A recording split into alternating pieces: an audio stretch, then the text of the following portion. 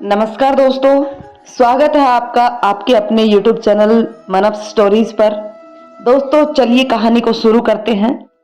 बहुत समय पहले की बात है। किसी कुएं में मेंढकों का राजा गंगदत्त अपने परिवार और कुटुंबियों के साथ रहता था। वैसे तो गंगदत्त एक अच्छा शासक था और सभी का ध्यान रखता था, पर उसमें एक कमी थी कि किसी भी कीमत पर अपना विरोध सहन नहीं कर सकता था।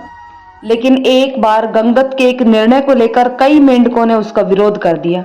गंगदत्त को यह बात सहन नहीं हुई कि एक राजा होते हुए भी कोई उसका विरोध करने की हिम्मत जुटा सकता है। वह उन्हें सजा देने की सोचने लगा, लेकिन उसे भय था कि कहीं ऐसा करने पर जनता उसका विरोध ना कर दे और उसे अपना राजपाट से हाथ धोना न पड़ जाए। फिर एक दिन उसने कुछ सोचा और रात के अंधेरे में चुपचाप कुएं से बाहर निकल आया। बिना समय गवाए वह फौरन प्रियदर्शन नामक एक सर्प के बिल के पास पहुंचा और उसे पुकारने लगा। एक मेंढक को इस तरह पुकारता सुनकर प्रियदर्शन को बहुत आश्चर्य हुआ।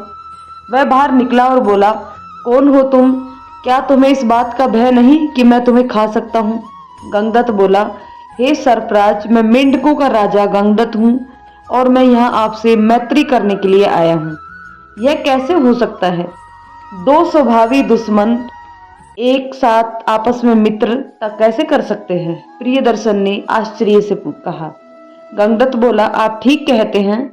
आप हमारे स्वाभाविक शत्रु हैं, लेकिन इस समय मैं अपने ही लोगों द्वारा अपमानित होकर आपकी शरण में आया हूँ। और शत्रुओं और शास्त्रों में कहा भी तो गया है कि सर्वनाश की स्थिति में अथवा अपने प्राणों की रक्षा हेतु शत्रु की अधीनता स्वीकार करने में ही समझदारी होती है।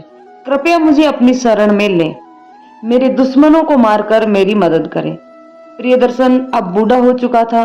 उसने मन ही मन सोचा कि यदि इस मेंढक की वजह से मेरा पेट भर पाए तो इसमें बुराई ही क्या है। वह बोला, बताओ मैं तुम्हारी मदद कैसे कर सकता हूँ? सर्प के वो मदद के लिए तैयार होता देख गंगदत्त प्रसन्न हो गया और बोला, आपको मेरे साथ कुएं में चलना होगा और वहां मैं जिस मेंढक को भी आपके पास लेकर आऊंगा उसे मारकर खाना होगा। और एक बार मेरे सारे दुश्मन खत्म हो जाए तो आप वापस अपने बिल में आकर रहने लगिएगा। पर कुएं में मैं रहूंगा कैसे? मैं तो अपने बिल में ही आराम से रह सकता हूँ। प्रियदर्शन ने चिंता व्यक्त की। उसकी चिंता आप छोड़ दीजिए, आप हमारे मेहमान हैं। मैं आपके रहने का पूरा प्रबंध पहले ही करके आया हूँ, परंतु वहां जाने से पहले आपको एक वचन देना होगा। वह क्या? प्रियदर्शन बोला, वह यह कि आपको मेरे परिवार वालों और मेरे साथियों की रक्षा करनी होगी। गंगदत्त ने कहा। प्रियदर्शन बोला, निश्चिंत रहो, तुम मेरे मित्र बन चुके हो, अतः तुमको मुझसे किसी भी तरह का भय नहीं होना चाहिए। मैं तुम्हारे कहे अनुसार ही मेंढकों को मार मार कर खाऊंगा। बदले की आग में जल रहा गंगदत्त प्रियदर्शन को लेकर कुएं में उतरने लगा। पानी की सतह से कुछ ऊपर एक बिल था। प्रियदर्शन उस बिल में जा घुसा और गंगदत्त चुपचाप अपने स्थान पर चला गया। अगले दिन गंगदत्त ने एक सभा बुलाई और कहा कि आप सबके लिए खुशखबरी है। बड़े ही प्रयत्न के बाद मैंने एक ऐसा गुप्त मार्ग ढूंढ निकाला है जिसके जरिए हम यहाँ से निकलकर एक बड़े तालाब में जा सकते हैं और बाकी की जिंदगी बड़े आराम से जी सकते हैं। पर ध्यान रहे, मार्ग कठिन और अत्यधिक सकरा है, इसलिए मैं एक बार में बस एक ही मेंढक को उससे लेकर जा सकता हूँ। अगले दिन गंगदत्त एक दुश्मन मेंढक को अपने साथ लेकर आगे बढ़ा और योजना अनुसार सांप के बिल में ले गया। प्रियदर्शन तो तैयार था ही, उसने फौरन उस मेंढक को अपना निवाला बना लिया। अगले कई दिनों तक यह कार्यक्रम चलता रहा और वो दिन भी आ गया जब गंगदत्त का आखिरी दुश्मन प्रियदर्शन के मुंह का निवाला बन गया। गंगदत्त का बदला पूरा हो चुका था। अब गंगदत्त ने चैन की सांस ली और प्रियदर्शन को धन्यवाद देते हुए बोला, सर्पराज, आपके सहयोग से आज मेरे सारे शत्रु खत्म हो गए हैं। मैं आपका यह उपकार जीवन भर याद रखूंगा। कृपया अब अपने घर वापस लौट जाएं। प्रियदर्शन ने कुटिलता भरी वाणी से कहा, कौन सा घर मित्र? प्राणी जिस घर में रहने लगता है वही उसका स्वयं का घर हो जाता है। अब मैं यहाँ ही रहूंगा, मैं वहां कैसे जा सकता हूँ? अब तक तो किसी और ने उसका अपना अधिकार कर लिया होगा, मैं तो यहीं रहूंगा। पर आपने तो वचन दिया था, गंगदत्त गिड़गिड़ाया। वचन? कैसा वचन? अपने ही कुटुंबियों की हत्या करवाने वाला नीच आज मुझसे मेरे वचन का हिसाब मांगता है।